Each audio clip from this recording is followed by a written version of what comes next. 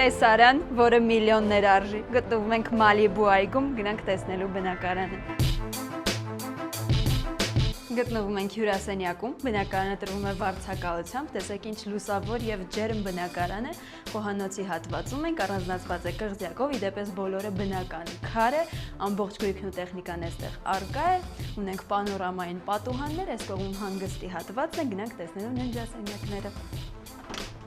Այս կողմում մաստեր ննջասենյակն է իր առանձին սանհանգույցով, որը կանգնովի լոգաղցիկ տարբերակով է, ննջասենյակում ունենք տարողունակ պահարան, հարդարվելով հատված, սա նախասրահի հատվածն է, բավականին ընդարձակ, ունենք թաքցված լվացքասենյակ, հյուրերի համար նախատեսված սանհանգույց, սա երկրորդ ննջասենյակն է, որը կարող է ծառայել որպես մանկական սենյակ կամ աշխատասենյակ,